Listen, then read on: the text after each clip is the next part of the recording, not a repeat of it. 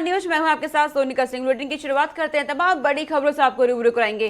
सीधा उत्तराखंड न्यूज चलते हैं। इस वक्त की बड़ी जानकारी उत्तराखंड से सामने आ रही है। केंद्रीय गृह मंत्री अमित शाह उत्तराखंड के दौरे पर। गृह मंत्री अमित शाह का अगले महीने उत्तराखंड का दौरा। बड़ी जानकारी इस वक्त की आपको बता दें, घसियारी कल्याण योजना की शुरुआत करेंगे अमित शाह। इस दौरान उनकी महत्वाकांक्षी योजना घसियारी कल्याण योजना की शुरुआत करेंगे। पर्वतीय क्षेत्र की महिलाओं के लिए योजना का शुभारंभ किया जाएगा।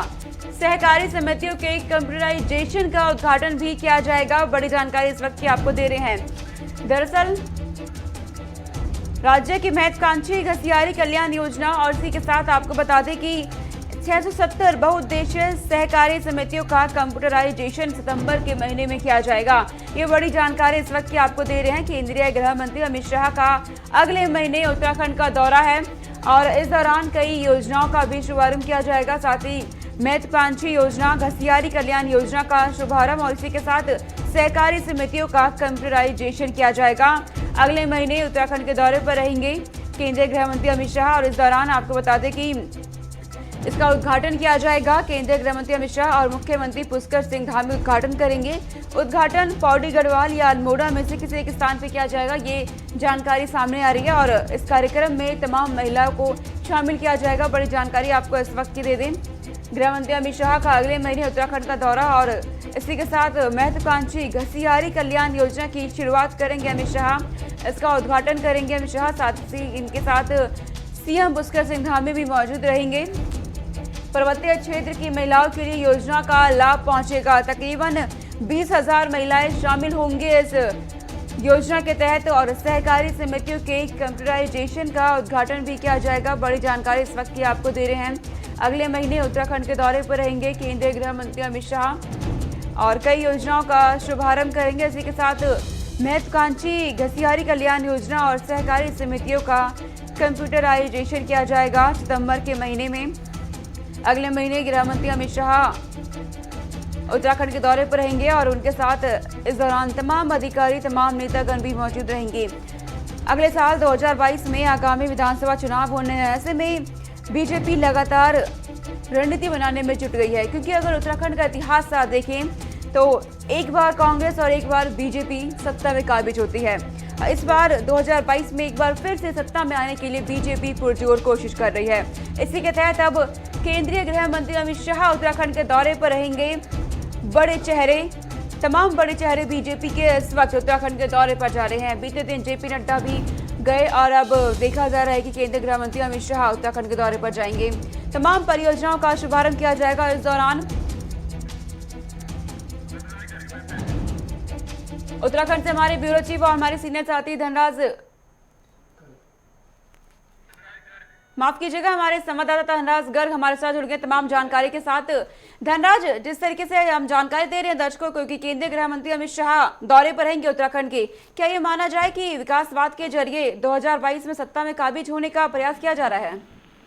जी बिल्कुल सोनिका, आपको बता दें कि जिस तरीके से 2022 का चुनाव उत्तराखंड में होना है विधानसभा का, तो कहीं ना कहीं इसको लेकर लगातार बीजेपी के जो बड़े नेता हैं वो उत्तराखंड का दौरा कर रहे हैं। आपको बताते चले कि अभी हाल ही में जो है 20 और 21 तारीख का दौरा जो है जेपी नड्डा जी का है, तो वहीं अगले महीने कहीं ना कहीं अमित शाह जी के आने की भी सूचना मिल रही है कि अमित शाह उत्तराखंड आ सकते हैं और तमाम योजनाओं की वो चर्चा उत्तराखंड की जनता से करेंगे और तमाम जो 2022 के चुनाव की रणनीति है उसको तैयार करने के लिए कार्यकर्ताओं में भी जान फूंकने वो उत्तराखंड आ रहे हैं। तो कहीं ना कहीं माना जो अहम जो दौरा है ये अहम दौरा इसलिए माना जा रहा है क्योंकि जो 2022 का चुनाव है उसको लेकर जो चर्चाएं बीजेपी के अंदर होनी है, दोबारा से सत्ता हासिल करने की जो चर्चाएं हैं, जो मंत्र अमित शाह उनको देने वाले हैं। अब देखने वाली बात होगी कि अमित शाह जब उत्तराखंड आएंगे तो किस तरह का मंत्र वो बीजेपी के जो नेता है उनको देकर जाएंगे और किस तरीके से कार्यकर्ताओं को वो अपनी रणनीति समझाएंगे कि किस तरीके से उनको 2022 में दोबारा से एक बार सत्ता हासिल करनी है।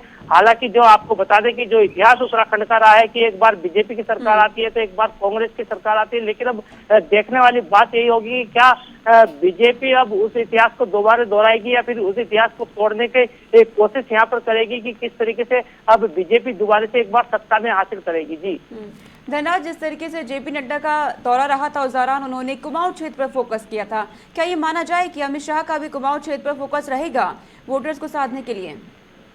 जी बिल्कुल, आपको बताते चले कि जिस तरीके से हाल ही में जेपी नड्डा जी का दौरा होना है 20-21 को, तो उनका भी साफ तौर पे ये कहना है कि कुमाऊं को फोकस किया जा रहा है और जो कुमाऊं के लोग हैं उनको साधने की कोशिश लगातार की जा रही है। तो माना जा रहा है कि कहीं ना कहीं अमित शाह भी कुमाऊं का दौरा जरूर करेंगे और जो कुमाऊं के नेता हैं या वोटर हैं उनको कहीं ना कहीं साधने की कोशिश करेंगे और बीजेपी को वोट करने की अपील भी वो उत्तराखंड के वासियों से करेंगे। अब देखने वाली बात यही होगी कि आखिर जनता उन पर कितना विश्वास जताती है, क्योंकि जिस तरीके से देखा जाए कि विपक्ष भी लगातार हावी होता हुआ नजर आ रहा है कि विपक्ष के जो नेता प्रतिपक्ष है प्रीतम सिंह, उन्होंने भी साफ तौर पे कहा था कि जब उन्होंने कुमाऊं का दौरा किया था तो कहीं ना कहीं एक जन सैलाब उनके कुमाऊं के दौरा में जो उमड़ा था, तो उसको देखते हुए कहीं ना कहीं बीजेपी घबराई हुई है और बीजेपी घबराने के बाद ही ये दौरे प्रस्तावित कर रही है कि अपने बड़े नेताओं को उनको बुलाना पड़ रहा है। चेहरों का दौरा होना है, तो इस दौरान क्या कुछ कार्य योजना आप देख रहे हैं उत्तराखंड में?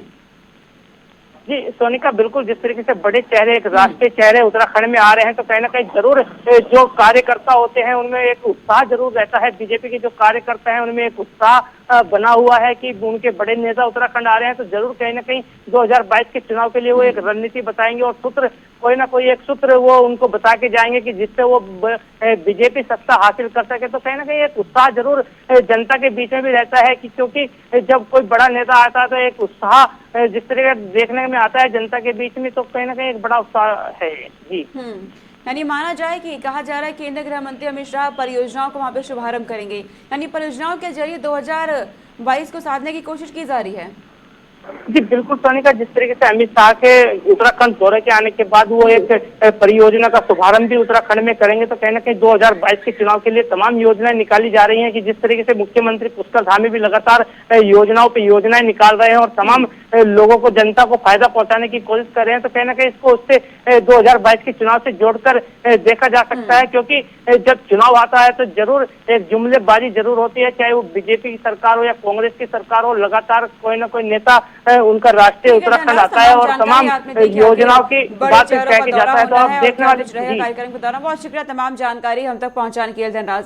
तो उत्तराखंड में 2022 में आगामी विधानसभा चुनाव होने हैं और बीजेपी के राष्ट्रीय चेहरे अब उत्तराखंड के दौरे पर पहुंच रहे हैं। बहुत आगे बढ़ते हैं, आपको बता दें कि इस वक्त की बड़ी जानकारी उत्तराखंड से सामने आ रही है। उत्तराखंड में अनलॉक की प्रक्रिया जारी हो गई है। इस वक्त की बड़ी जानकारी आपको दे रहे हैं। उत्तराखंड में अनलॉक की प्रक्रिया शुरू और आज से 5000 से अधिक जूनियर हाई स्कूल खुलेंगे। बड़ी जानकारी इस वक्त की आपको दे रहे हैं। कोविड गाइडलाइन का पालन भी किया जा रहा है इस दौरान और ये बड़ी जानकारी इस वक्त के स्कूलों में स्वच्छता का विशेष ध्यान रखा जाए, ये कहा गया है। खास तौर पर बड़ी जानकारी इस वक्त की उत्तराखंड में अनलॉक की प्रक्रिया जारी है और आज से 5000 से अधिक जूनियर स्कूल खुलने जा रहे हैं। इस दौरान कोविड गाइडलाइंस का पालन किया जा रहा है, यह स्कूलों की तरफ से कहा गया है। स्कूलों में स्वच्छता का विशेष ध्यान रखा जाए, ये कहा गया है प्रशासन की तरफ से। उत्तराखंड में कोरोना के हालात जिस तरीके से सामान्य होते चले हैं और इसी के मद्देनजर अब स्कूलों को खोलने का सिलसिला शुरू हो गया है। बीते दिन देखा गया था स्कूलों को खोलने की प्रक्रिया शुरू हुई, लेकिन उसके बाद हाईकोर्ट में चुनौती भी दी गई थी उस फैसले को और अब ये जानकारी सामने आई है कि उत्तराखंड में आज से 5000 से अधिक जूनियर हाई स्कूल खुलेंगे और इस दौरान कोविड गाइडलाइन का पालन भी किया जाएगा। स्कूलों में स्वच्छता का विशेष ध्यान रखा जाए, खास तौर से प्रशासन की तरफ से ये कहा गया है।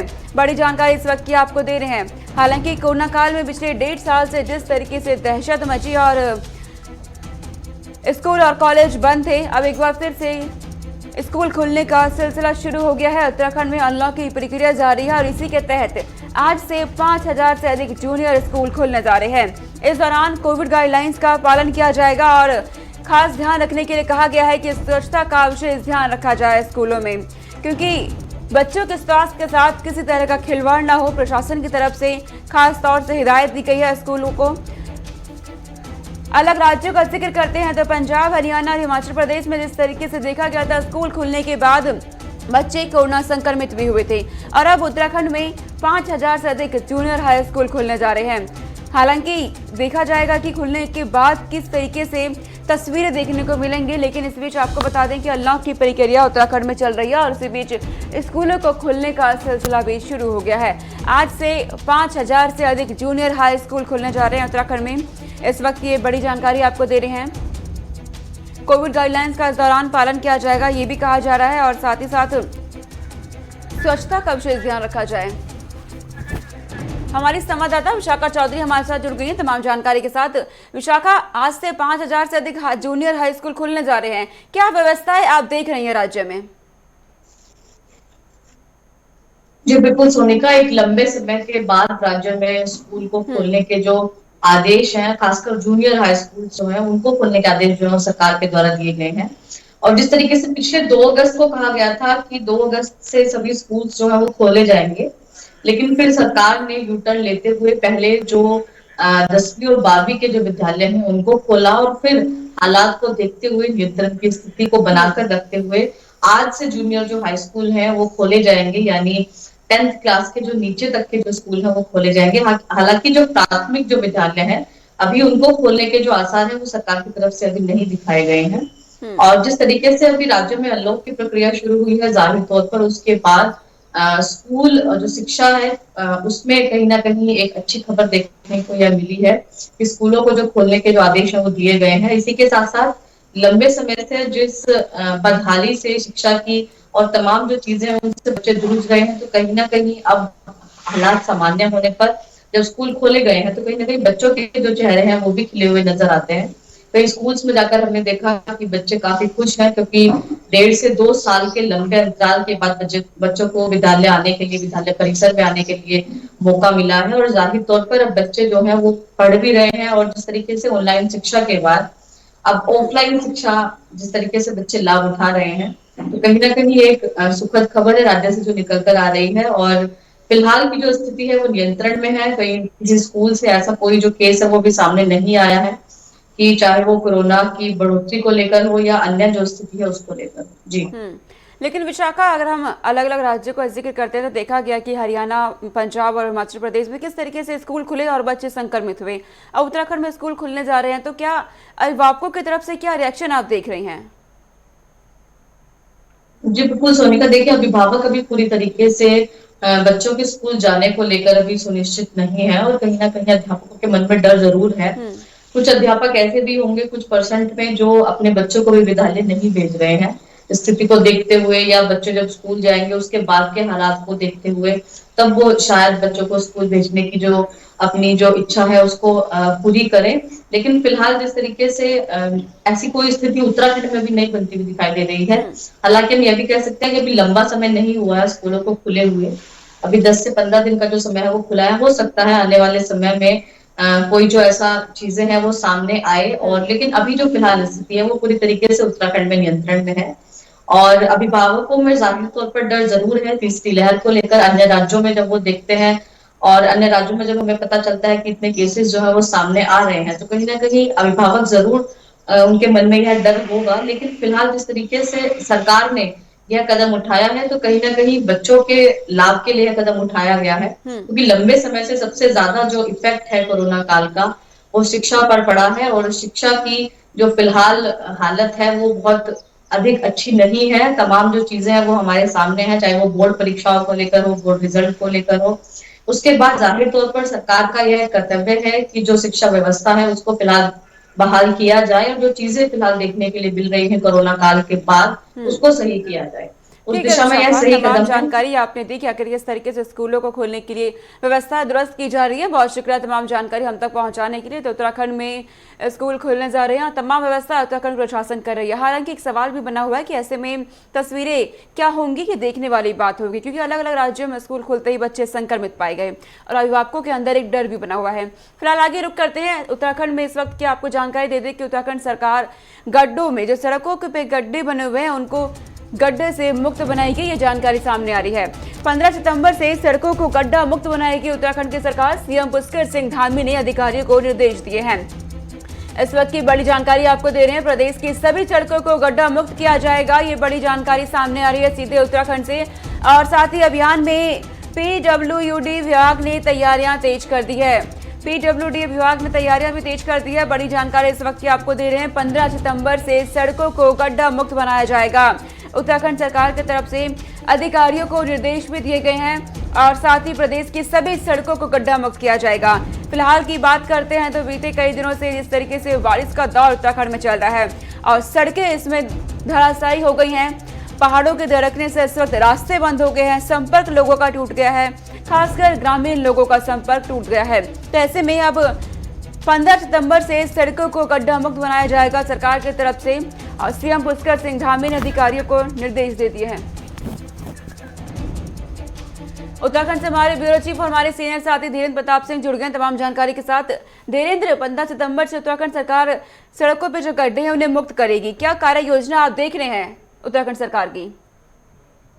बिल्कुल सुनकर देखिए, उत्तराखंड में सड़कों पे जो गड्ढे हैं वो एक बड़ी समस्या। और आपको बता दें कि हिमालय का जो इलाका है, जो क्षेत्र है, जो उत्तराखंड को कच्चे पहाड़ है, मिट्टी के पहाड़ हैं, और यहाँ पे सड़कें जो है जो होती है वो काफी एक ही सीजन में काफी खराब हो जाती हैं। दूसरा एक बड़ा कारण है कि ओवरलोडिंग जो वाहनों में हो रही है उसकी वजह से भी सड़कें खराब होती है, भारी बरसात की वजह से सड़कें खराब होती है। तो इन सड़कों को लेकर के सरकार के लिए बड़ा सरदर्द साबित होती रही है ये सड़कें। तमाम जो एक्सीडेंट है, आपको बता दें कि जैसे उत्तराखंड जो स्टेट है यहाँ क्राइम रेट 0 है, लेकिन यहाँ पे एक्सीडेंट बहुत बड़ी संख्या में होते हैं अपेक्षाकृत अदर राज्यों के, अन्य राज्यों के। तो मुख्यमंत्री पुष्कर सिंह धामी जब से मुख्यमंत्री बने हैं लगातार ऐसे जनहित के मामलों का ऑब्जर्वेशन कर रहे हैं, उस पर फैसले ले रहे हैं। उसी के तहत ये फैसला लिया है क्योंकि उनके पास तमाम अलग अलग माध्यमों से, अलग अलग संगठनों से ये डिमांड आ रही थी कि राज्य में सड़कों की हालत बेहद दयनीय है, खस्ता हाल है, क्योंकि सड़कें काफी गड्ढा युक्त हो गई हैं।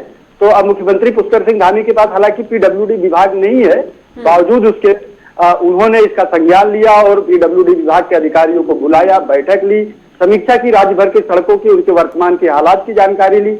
और जब उन्हें पता चला कि राज्य में सड़कों की हालत इस तरह से है, बेहद खराब है, तो उन्होंने 15 सितंबर से एक युद्ध स्तर पर अभियान चलाने का निर्देश दिया है पीडब्ल्यूडी यानी लोक निर्माण विभाग के अधिकारियों को, और कहा है कि 15 सितंबर से यह अभियान युद्ध स्तर पर चलाया जाए और प्रदेश की सभी सड़कों को गड्ढा मुक्त और पुख्ता युक्त किया जाए। इसके साथ ही उन्होंने कहा है कि सड़कों की मॉनिटरिंग की जाए, ओवरलोडिंग न होने पाए, और कहीं पे जो सड़कों के सबसे बड़ी दुश्मन होता है पानी, कहीं पानी इकट्ठा होता है सड़कों पे तो सड़कें धंस जाती हैं, उसको लेकर के भी उन्होंने निर्देश दिया है कि कहीं पानी न लगने पाए सड़कों पे और सड़कें साफ स्वच्छ और साफ सुथरी हो, उससे पुख्ते लगे हो बकायदा।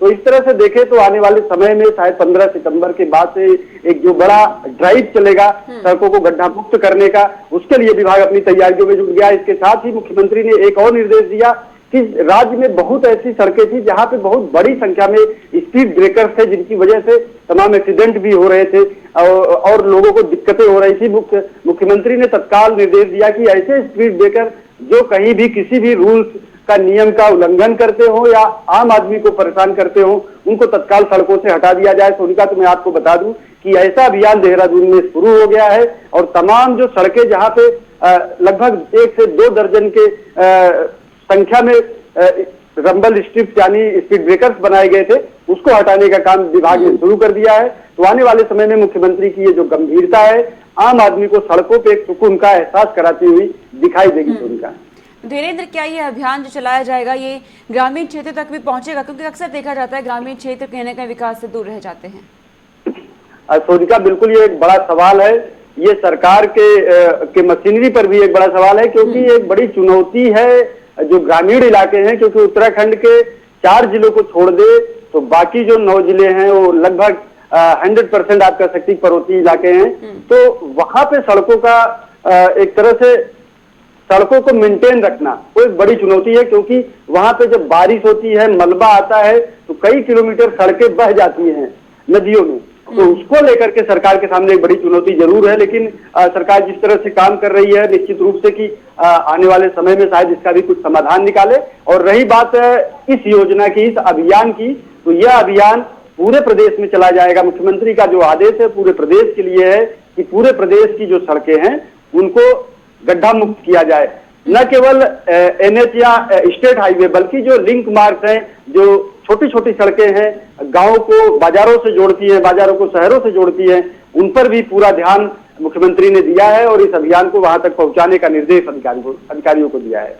यानी माना जाए धीरेन्द्र कि अब पुष्कर सिंह धामी उत्तराखंड के विकास की ओर पूरी तरीके से बढ़ रहे हैं। बिल्कुल सोनिका, लोग ये कह भी रहे हैं कि मुख्यमंत्री वास्तव में एक युवा मुख्यमंत्री है और जो विकास के स्पीड ब्रेकर्स हैं उनको उन्होंने हटाने का काम शुरू कर दिया है। तो लोगों को एक आशा जगी है कि मुख्यमंत्री के नेतृत्व में उत्तराखंड विकास की नई ऊंचाइयों को, नए प्रतिपान को गढ़ेगा, नई ऊंचाइयों को हासिल करेगा। और आने वाले विधानसभा चुनाव में शायद बीजेपी को भी इसका एक बड़ा लाभ मिलेगा और मुख्यमंत्री दोबारा से अपनी सरकार को सत्ता में वापस ला सकते हैं। और मुख्यमंत्री की जो तेजी है वो बता रही है कि चुनाव के पहले वो तमाम लक्ष्यों को हासिल कर लेंगे। ठीक है धीरेन्द्र, तमाम जानकारी आपने दी कि बहुत शीघ्र तमाम जानकारी हम तक पहुंचाने के लिए उत्तराखंड में सीएम पुष्कर सिंह धामी अब गड्ढों को मुक्त करेगी, अभियान चलाया जाएगा। हालांकि अब देखना होगा कि अभियान किस तरीके से चलेगा और कहां तक पहुंचेगा। फिलहाल आगे रुक करते हैं, उत्तराखंड में पर्वतीय क्षेत्रों की बात करेंगे। पर्वतीय क्षेत्रों के लिए मौसम विभाग ने अलर्ट जारी किया है तेज बारिश का। उत्तराखंड के पर्वतीय क्षेत्रों में आज भारी बारिश का रेड अलर्ट जारी किया गया है। ये बड़ी जानकारी इस वक्त के सामने आ रही है। बारिश के समय यात्रा न करने की सलाह भी दी गई है। आपको बता दें कि तेज बारिश का दौर इस वक्त उत्तराखंड में चल रहा है। कल से मौसम के साफ रहने का अनुमान भी जताया गया है मौसम विभाग की तरफ से। उत्तराखंड के कई जिलों में औसत से ज्यादा बारिश हुई है, ये जानकारी आपको दे दें। साथ ही साथ आपको बता दें कि उत्तराखंड के पर्वतीय क्षेत्रों में आज भारी बारिश का रेड अलर्ट जारी किया गया है। लेकिन बीते कई दिनों से उत्तराखंड के कई जिलों में औसत से भी ज्यादा बारिश दर्ज की गई है, ये मौसम विभाग की तरफ से कहा गया है। और बारिश के समय में घर से बाहर ना निकलने की सलाह भी दी जा रही है। लोगों से अपील की जा रही है कि पहाड़ी क्षेत्रों में जाने से बचें। हमारे संवाददाता संचित शर्मा हमारे साथ जुड़ गए तमाम जानकारी के साथ। संचित, पर्वतीय क्षेत्रों के लिए रेड अलर्ट जारी किया गया है कि आज तेज बारिश होगी, अभी क्या हालात और क्या मौसम आप देख रहे हैं? देखिए सोनिका, मैं आपको बता दूं कि इस वक्त अगर बात उत्तराखंड की करें और बात अगर इस वक्त जहाँ मैं मौजूद हूँ देहरादून की करें, तो आप मेरे पीछे साफ तौर से देख सकते हैं कि मौसम इस वक्त खुला हुआ है। जो बादल छाए हुए थे वो बादल इस वक्त हट चुके हैं और कड़ाके की धूप इस वक्त उत्तराखंड और देहरादून के अंदर निकली है। जो मैदानी क्षेत्रों की अगर बात करें तो इससे कहीं ना कहीं जो गर्मी का एहसास है और जो उमस का एहसास है वो इस वक्त देहरादून के अंदर देखने को मिलता है। बात अगर करें पर्वतीय क्षेत्रों की तो आप देखिए कि अल्मोड़ा का जो संत इलाका है वहाँ पर किस तरीके से जो बादल फटने के बाद जिस तरीके से जो सड़कें हैं, सड़कों पे किस तरीके से मलबा आया। हालांकि जान मान की तो कोई हानि नहीं हुई, लेकिन जिस तरीके से सड़कों पे जो मलबा आया, मलबा आने के बाद से जो पैदल चलने का मार्ग है वो भी बंद हो गया। जो पेयजल की जो लाइनें थी वो तक ध्वस्त हो गई। तो इससे आप अंदाजा लगा सकते हैं जो पहाड़ी क्षेत्रों में किस तरीके की ये मौसम, जो मानसून मौसम आता है, ये किस तरीके की चुनौती पहाड़ी क्षेत्रों के लिए रहता है। तो कहीं ना कहीं इसकी जो निजात पाने का काम सरकार लगातार कर रही है, तो कहीं ना कहीं मौसम भी उसी सरकार को लगातार चुनौती देने का भी काम कर रहा है। निचले इलाकों का जिक्र करिएगा कि निचले इलाकों में किस तरीके से व्यवस्था दुरुस्त आप देख पा रहे हैं ऐसे में? देखिए सोनिका, बात अगर निचले इलाकों की करें तो देखिए आप लगातार पिछले जैसे आपने फुटेज में देखा, आपने लगातार काफी दिन से देखा कि जो जल भराव की समस्या देखने को मिल रही थी, क्योंकि निचले इलाकों में जो सबसे बड़ी समस्या जल भराव और बाढ़ की होती है, उसको लेकर के जिस तरीके से धीरे धीरे मौसम खुला तो सरकार और नगर निगम दोनों को तैयारियां करने का मौका मिल गया। हालांकि ये तैयारियां पहले ही दुरुस्त कर दी जानी चाहिए थी, लेकिन हालांकि जिस तरीके से लापरवाही नगर निगम द्वारा बरती गई तो कहीं ना कहीं उसका खामियाजा तो जनता को भुगतना ही पड़ा। उसको लेकर के जब मौसम खुला तो नगर निगम ने अपनी तैयारियां करते करते साथ ही साथ निकासी करने का तरीका था उसको बढ़ा दिया। और उस काम को बढ़ाने के बाद जो मैदानी क्षेत्रों में रह रहे लोग हैं उनको कहीं ना कहीं राहत मिली है। और मौसम जिस तरीके से खुल गया तो ये भी एक तो बड़ी राहत का अंदाजा आप लगा सकते हैं। लेकिन अगर बात पर्वतीय क्षेत्रों की करें तो तमाम जानकारी आपने दी कि उत्तराखंड में क्या हालात इस वक्त और आने वाला मौसम कैसा रहेगा। बहुत शुक्रिया तमाम जानकारी के लिए। आगे रुक करते हैं उत्तराखंड में। आपको बताते हैं कि किसान नेता राकेश टिकैत पहुंच गया। उन्होंने वहां पहुंच के दावा किया है कि जब तक कृषि कानूनों को वापस नहीं लिया जाएगा तब तक किसान आंदोलन करते रहेंगे। और साथ ही साथ किसान नेता राकेश टिकैत ने कहा कि हमारा स्पष्ट उद्देश्य है कि 5 सितंबर को महरौली के लिए किसान ज्यादा से ज्यादा एकजुट हो और बड़ी संख्या में किसान पहुंचे। इसलिए आज किसानों को जागरूक करने का प्रयास इस यात्रा के जरिए किया जा रहा है, किसान नेता राकेश टिकैत की तरफ से कहा गया है। उत्तराखंड के गदरपुर पहुंच गए हैं किसान नेता राकेश टिकैत और सीधा दावा किया है कि जब तक कृषि कानूनों को वापस नहीं लिया जाएगा किसान इसी तरीके से आंदोलन करते रहेंगे। भाई हमने ये कहा है कि प्रधानमंत्री ने कहा कि आमदनी दुगनी हो जाएगी 2022 में। जो भी 1 जनवरी से किसान अपनी फसल बेचेगा उसका दुगना रेट चाहिए, प्रधानमंत्री ने कहा। उनके लोग वोट मांगना है तो ये जरूर क्वेश्चन कर लेना, दुगना रेट देते भाई।